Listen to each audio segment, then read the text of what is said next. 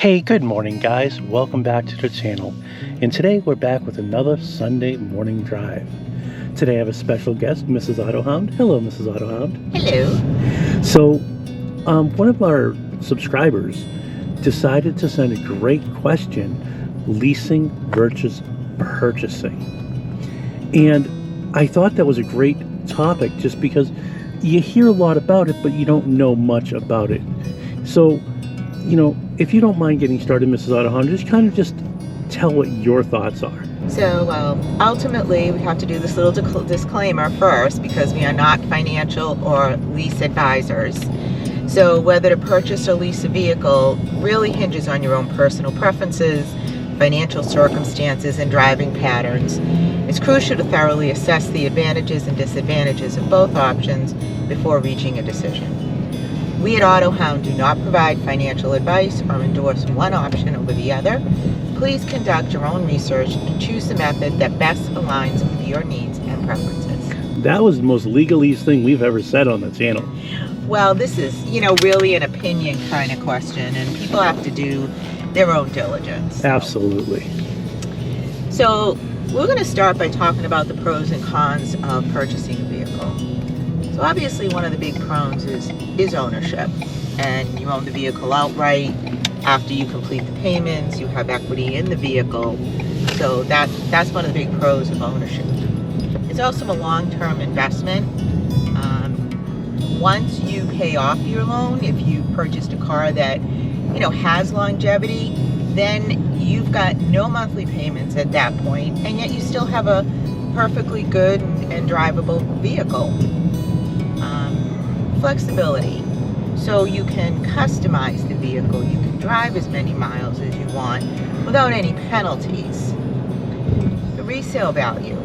So you have control over the vehicle's resale value once you own the vehicle outright, and you can negotiate that. And there are no restrictions when you purchase and own your vehicle.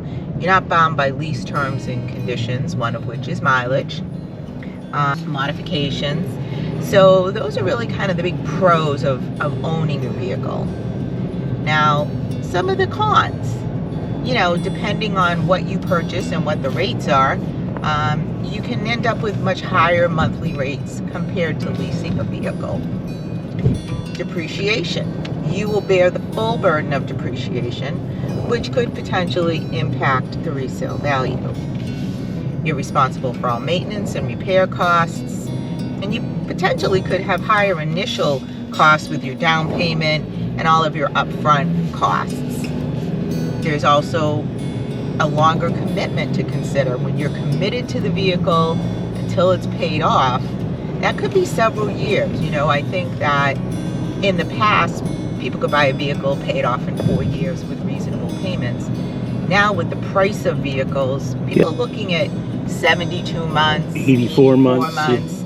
And of course interest rates are very high right now. So the whole, duration of the loan and interest rate can be a con. It can be really a make or break decision in choosing to purchase or not purchase a vehicle. Yeah, I could totally see that. And, it's great that you mentioned that because I think that in large part people are looking at vehicles and it's like, well, it's $60,000, $70,000.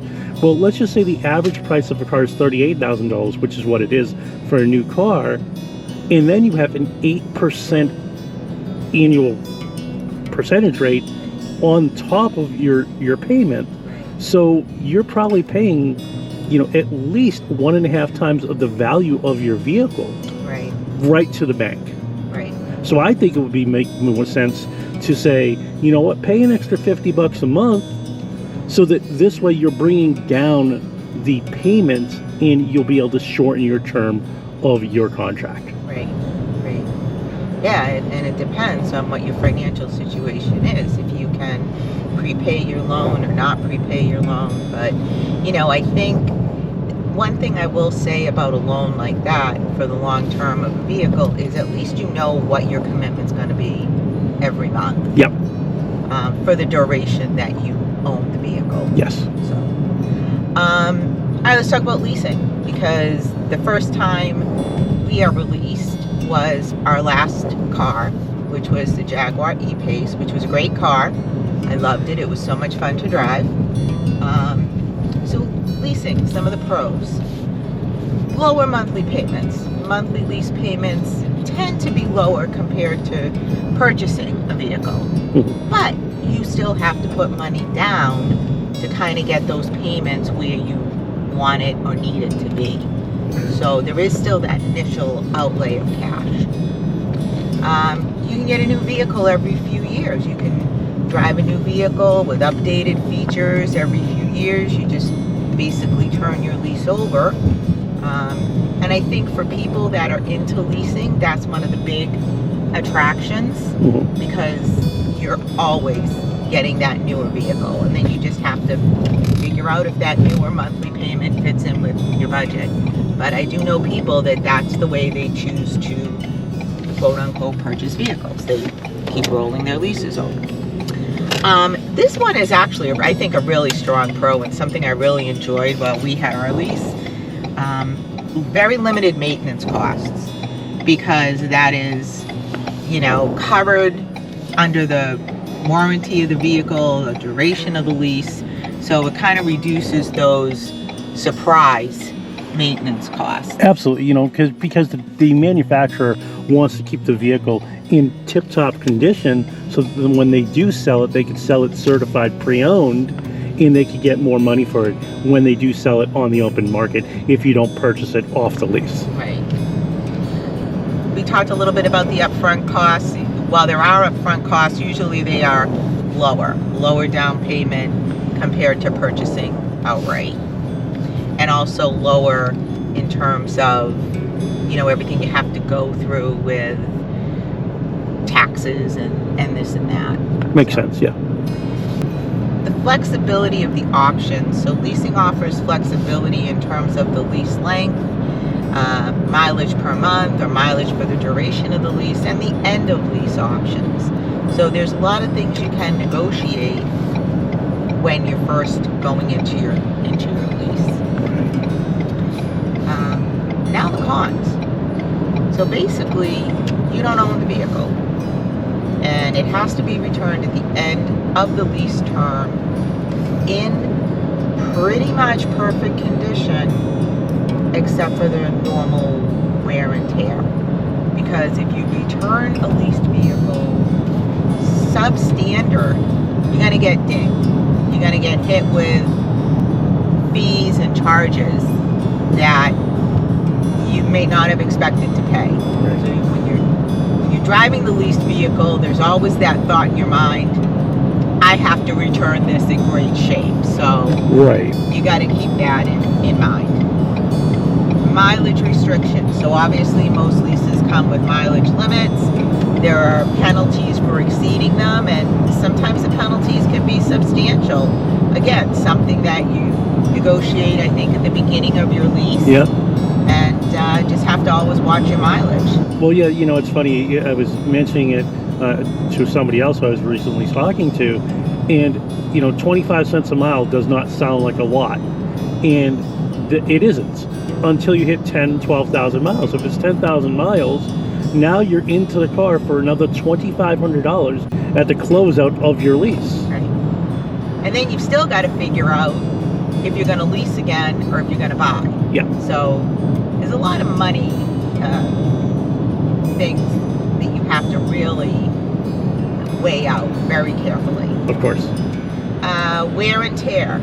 So again, we just talked about if you have to keep up the general maintenance of the vehicle, but if you put excessive wear and tear on the vehicle, you're going to get dinged with additional charges when the vehicle is returned. Right.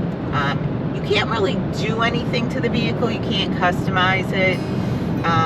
And again, the reason for that is it's got to be returned in its original condition so that the dealership can turn around and sell that vehicle. Right. It's just like if you put an aftermarket exhaust on. Once you put it on the car for let's say you have a 3-year term, then you can turn around and take the exhaust off. That's more money out of your pocket because you've got to pay the mechanic to do the work twice, and also, by the way, store the exhaust that originally came with the car so it can be put back on at a reasonable period. And then there's just all those other potential additional fees. If you decide you need to get out of the lease early, there's early termination fees. If you exceed again the terms of the lease. So there's little pitfalls financially along the way that can accompany leasing a vehicle. Now, I did want to go back and say that I think one of the pros to leasing a vehicle is that you might get to have a vehicle that you normally wouldn't think about having, which is kind of what happened to us when we decided we were going to lease a vehicle. I'm a Toyota person. I've always driven Toyota, but the lease gave me a chance to try out a Jag, which was kind of fun, and it was a great car and a great experience. And I learned a lot about the cost of ownership of that type of a car versus the cost of ownership of like a Toyota or a Honda. Yeah. So, it does give you an opportunity to try out, kind of flex your car preference muscles, if you will. So I do think that can be a good thing about getting into a lease. Absolutely. And I think as you just mentioned, really you put it dead on the nail, is you're able to, let's say, go out and maybe afford a little bit more expensive car. You want a Porsche, you want a Jaguar, you want a Lexus. Those cars kind of become in the realm of possibility, whereas before they may not have been able to, because you're starting to work from your way up. And so yeah, I absolutely agree with you. So guys, I really want to thank you very much for joining us for this episode. Mrs. AutoHound, thank you as always. My pleasure. And if you like this type of content, please make sure you like, comment, and subscribe. And remember, it's about the drive.